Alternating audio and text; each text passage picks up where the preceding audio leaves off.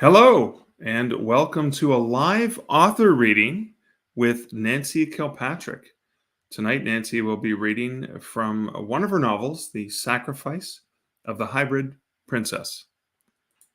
My name is Mark Leslie Lefebvre, and I'm honored to be your host and to bring Nancy from her library in Montreal into your home as she's doing the reading. Nancy, welcome.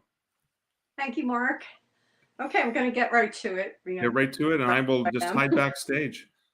Okay, so this is book 2 in the series Thrones of Blood. It's Sacrifice of the Hybrid Princess.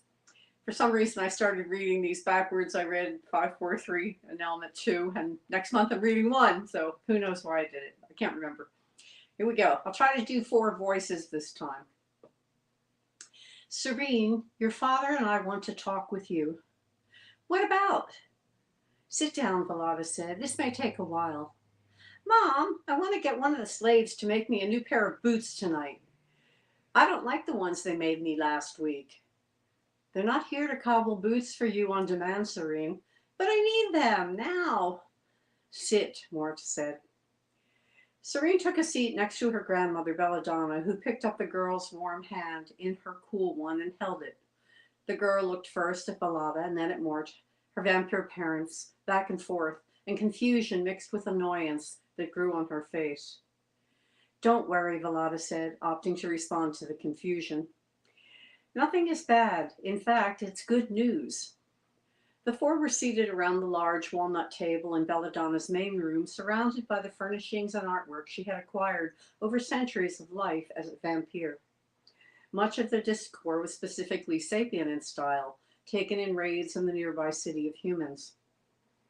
Her taste had carried over from her mortal life to her immortality. Belladonna had suggested this meeting in this room for 2 reasons. Her granddaughter loved being here. Her granddaughter, a hybrid, showed no sign of being vampire, and both physically and mentally appeared wholly sapient. Belladonna turned to Mort, who sat beside her, he at the head of the table. She slipped her cool hand under the table and caught his equally cool flesh. Discretion was still preferred in the realm of the vampirii, less so among family, but the rules were different for the elite, especially for the king and queen of the realm, and besides, she felt nervous. They both did, and she didn't want their daughter to be upset by that. This wasn't going to be easy. You'll be 18 sapient years soon, Morta said. Oh, it's about my birthday. You want to know the presents I want, right? Morta ignored that and continued. 18 is an adult age by sapient standards. You're already an adult to the vampirii. For both the vampire and sapients, there are rights, coming of age rights, and responsibilities.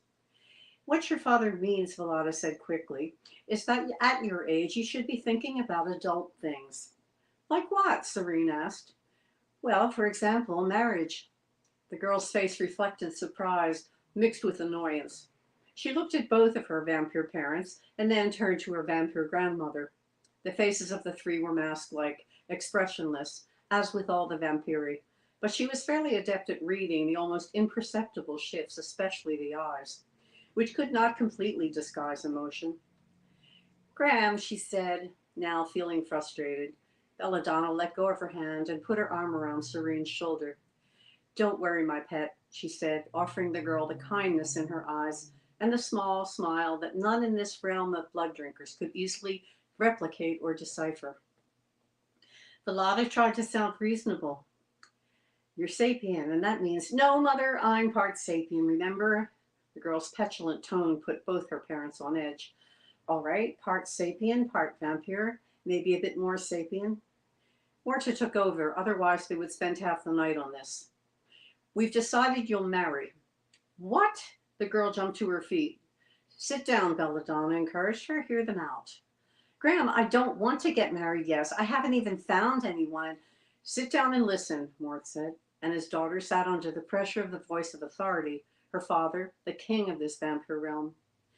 Vallada tried to temper it. Serene, you know we all love you very much. The girl said nothing, but the 3 could clearly see she was upset, and her lips had formed a pout. Belladonna took her hand again and squeezed it. You know that. I know you love me, Graham.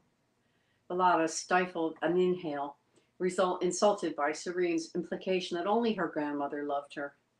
This attitude had been developing in her daughter for some time now, subtle ways of saying hurtful things.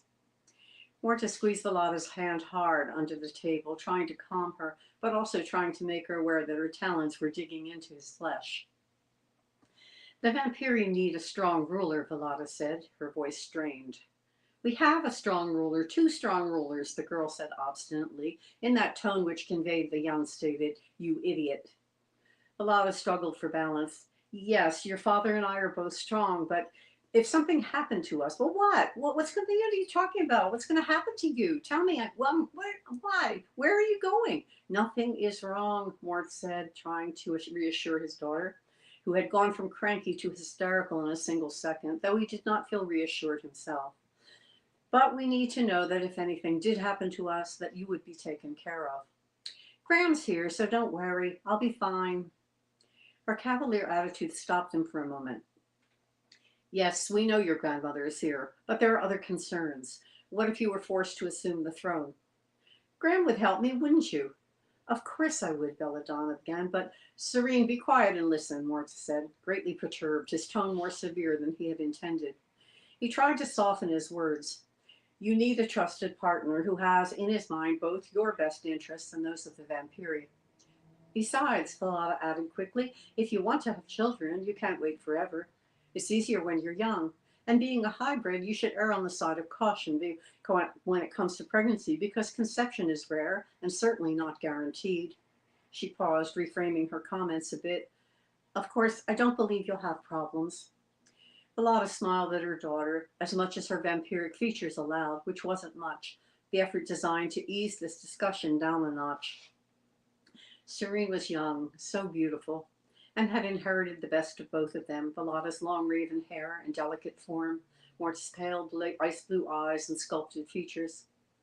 She reminded Vallada of herself at that age, when she was still sapient, and for that reason alone, she did not begrudge her only child this fighting spirit that seemed to be her strongest trait, at least so for the last couple of years.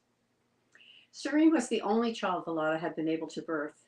This made her daughter extremely special to her and Mort, and to the vampirii in general. The girl had love all around her, had since the day she was born, from her family and from her larger family, the vampirii. But with what Vallada and Mort were planning, they couldn't leave her alone, with only Belladonna for protection. Serene was looking from one of her parents to the other again, back and forth, finally resting her angry eyes on her father. Is it okay if I say something, or do I just have to listen? Mort bit his tongue while Vallada said, Of course you can speak. Mother, you didn't have me until you were old, like 26 sapient years or something. Why are you rushing me? Her parents looked at one another in that conspiratorial way that they had, that half the time let Serene feel reassured that they were solidly a unit, and the rest of the time made her feel left out. I think you know some of the story, Belladonna said carefully, picking up Serene's hand again. Your mother had a difficult delivery. You were a miracle in a way, and one of only 2 hybrids to survive birth. It was the efforts of the sapient girl for whom you're named that allowed you to be born. But that just means it's different for me. I'm not even 18 yet, and Mom was 8 years older than me. She turned to her mother. You told me you were injured somehow. I'm not. Why are you trying to rush me? Now she stared with accusing eyes at Vallada. Morta felt like yelling or leaving the room. He found his child exasperating sometimes, like now. He just wanted to tell her that she would be doing what she would be doing, and that she had to obey him, and that was that. But Vallada had wanted to ease her into the idea of marriage, and clearly that wasn't working well. We have decided, he said, in as even a tone as he could muster, fighting to control his eye color changing from the pale blue of an iceberg to the violent red of a sunset, which would telegraph the emotional escalation he was struggling to keep in check. You will marry in 1 month from now. What? She yelled and jumped up again, ready to bolt. It will be wonderful. You'll be happy, sweetheart, Vallada said quickly. I don't even know anybody to marry, so how can I get married in a month? We've chosen the perfect vampire for you. Serene's jaw dropped and her eyes opened wide. It took her a moment to recover enough to ask, Am I allowed to know who, or won't I find out until the wedding? Her tone was accusatory, sarcastic, and Morta felt himself leaving annoyed behind as he headed up the ladder toward the complete control that vampirii demanded. Bellotta squeezed his hand, sensing that he was on the edge. Serene, sit down, her mother said. Try not to act like a child. I'm not a child. Belladonna knew that wasn't quite the truth. You might be close to 18 sapient years, her grandmother said, but you've been incredibly pampered, protected, and sheltered from unpleasantness. You are only the second hybrid child in this realm, and the first ever to be born of rulers of the vampiri in any realm. And I know all that, Graham. How could I forget it? Everybody's been telling me how special I am since, and you have little sense of the real world and the problems that the vampiri face. You'll need all the help you can get when you become ruler. But that's not for a long time. Why do I have to marry now? Why can't I find somebody myself, somebody I love? Because we have chosen for you and you will obey us, Morta said. You are my child, my daughter, but you are also my subject. Like everyone else in this realm, you will obey the orders of your king. Tears filled the young eyes as she stared at her father. He looked so hard to her, so unyielding. Where was the nice daddy who loved her? Big teardrops spilled over her eyelids and rolled down her cheeks. Why are you doing this to me? She whimpered. Bellotta got up and went to her daughter, pulled her from the chair, and held her while she cried. Morta felt like a monster. He wasn't good with this sort of thing. He'd changed, true, in the nearly 2 decades since the birth of his daughter, but that time span was sapient time. For vampirii, it felt like only a few days. Daddy hates me, the girl wailed. Hush, Bellotta said. Your father loves you. You know that. He and I both want what's best for you, and your grandmother wants that too. Serene, this is not unheard of. Royals everywhere of every species have frequently selected a mate for their offspring for all sorts of reasons, and ours are valid. You need someone strong by your side who will love you and protect you. We won't always be here. I don't understand, the girl sobbed. Why won't you be here? Where are you going? We're not going anywhere right now, but who knows about the future? And if you're not going anywhere, then let me find my own partner when I'm ready. Bellotta looked over the head of her child at Belladonna, Morta's mother, who shrugged. Belladonna and Morta had been vampirii for centuries. For Bellotta, it had been just under 8 years since she had allowed Morta to turn her. Serene was 10 years old then, and it seemed an auspicious time. 8 years allowed her to remember what it was like to be sapient. She could still recall the frustration of youth at not getting its way, feel the fear of the unknown and the burden of expectations. Finally, she gently sat Serene back in the chair and then returned to sit next to her husband. They had to exhibit mutual agreement and a strong front, and Bellotta knew that despite Serene's immediate resistance, she was a good girl and would rely on their combined strength. She always had. Are you going to tell me who? The girl sobbed softly, angrily swiping tears from her cheeks. Or am I supposed to guess? Wolfsbane, Mort said. She stared at her father, and Mort watched horror spread across her features. He raced on, wanting this to be over. Wolfsbane is a good and strong vampire, honorable, trustworthy, a true warrior, highly esteemed by the vampirii. I have known him centuries, and he was once my second, and now fulfills the role of war strategist, as you well know. He will honor my wishes and marry you and protect you. He paused briefly, not sure what else to say. It will be a good match. He will be kind to you. He is handsome. He said the last as an afterthought, assuming that a young female might be swayed by pointing that out. He's a troll, Serene shouted, jumping to her feet for the 3rd time. He's cold and unfriendly and acts like I don't exist, and I've never seen him with a female, so I don't even think he likes them. All he does is work. He's not interested in me, and I'm certainly not interested in him. So why should we marry? I won't marry him, Father. Yes, you will, Mort said, standing himself. Bellotta saw his pale eyes turning color toward the blood-red shade that would be dangerous. Serene, she said sharply, sit. You're upsetting your father. I'm upsetting him. He's upsetting me. And sit. Bellotta gave the girl a hard look, one her daughter understood from being raised by a loving and indulgent mother who also possessed a backbone of steel, though she had rarely exhibited it with her daughter. Serene sat, and instantly Bellotta said, as your father said, Wolfsbane was selected for a number of reasons. We trust him, and that cannot be said about all vampirii. We want to make sure you're well looked after. You may not love him now, or even like him very much, but you can grow to love him. He's decent. Give him a chance. Besides, Your father is king, and as he said, you must obey him, us, and you will. Now, you may go change your clothes, wear the blue dress, better yet, wear vampire attire, and present yourself in the throne room soon so your father can make a formal announcement today. You are dismissed. Bellotta wanted her out of the room before Mort exploded. She was pretty good at keeping him in check with his daughter, who, as a child, had been his delight. But once she'd reached the age of 16, the girl became so willful and erratic that his patience was strained thin far too often, and Morta wasn't very good at figuring out how to deal with Serene's predominantly sapient behavior. Usually, he left the room. Serene tried Bellotta's patience too, but then, as her mother, and recently a sapient herself, she had a clearer idea of the hormonal changes going on in her hybrid offspring and could be more forgiving most of the time. Serene stormed out of the room, slamming the door behind her. Mort sat down, and fortunately, Bellotta could see the red in his irises fading. Silently, the three looked from one to the other, helpless but determined. They had to be.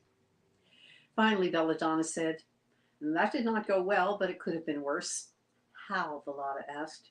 She could have pushed more to find out why. Morta took his wife's hand above the table now.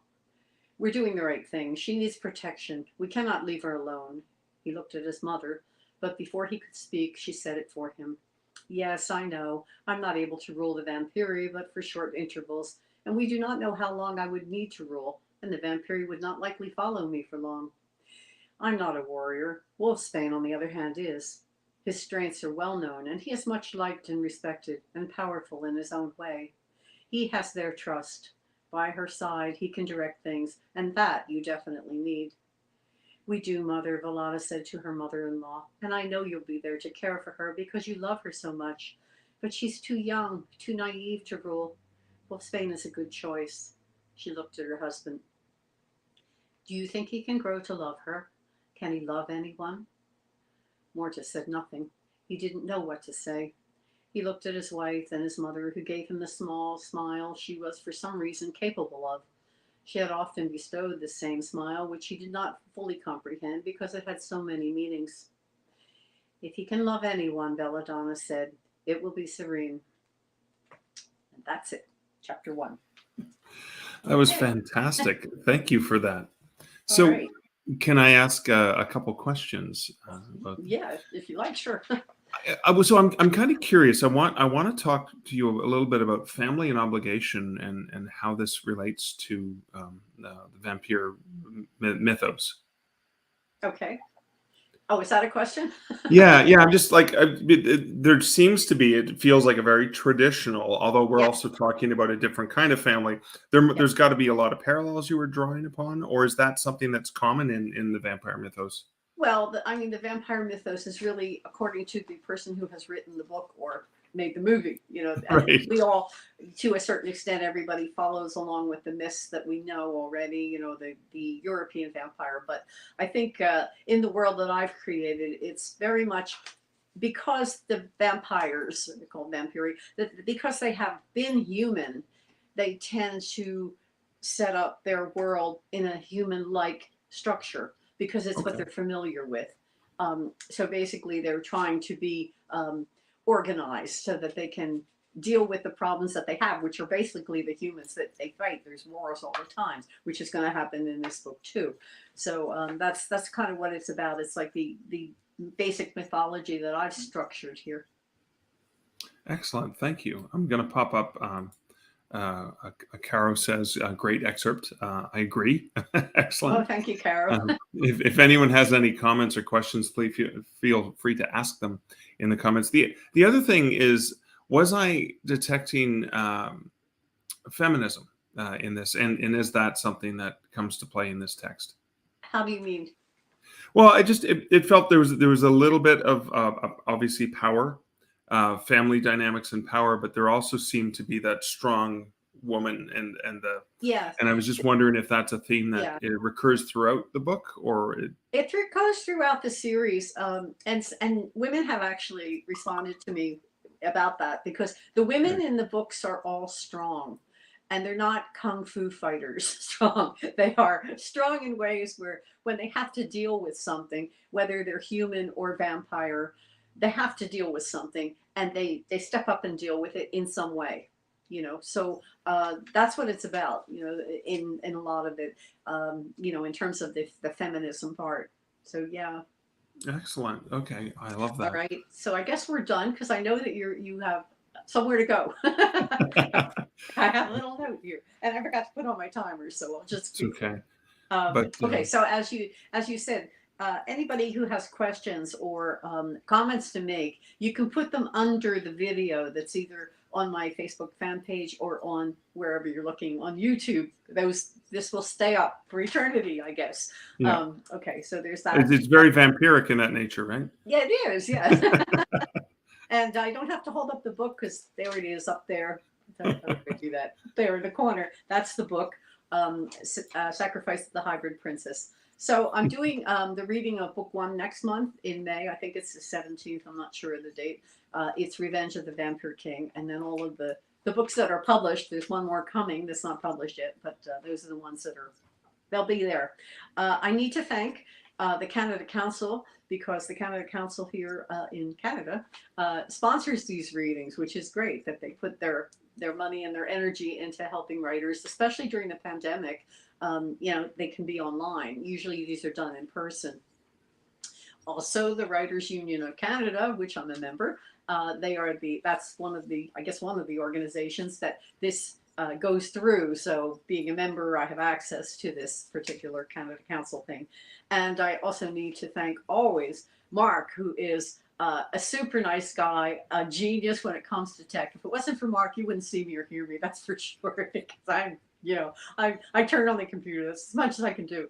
And I also want to mention that Mark is a writer also, and he has a number of novels. He's got a great werewolf series that I've been reading over the last year of the pandemic.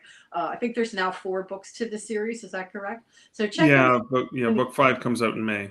Okay. So check him out. Go on to Amazon, and just put his name in. You'll be able to find his books. And yeah, so that's about it. I don't think there's anything else. I can't remember if there's anything else, but that seems to be it. Thank Well, you thank you, all for Nancy. coming. Anybody who's here, and anybody who's watching this after the fact when it's up there for eternity. Okay, and I hope you have a good day or good evening wherever you are in the world. Good night, everyone. Bye.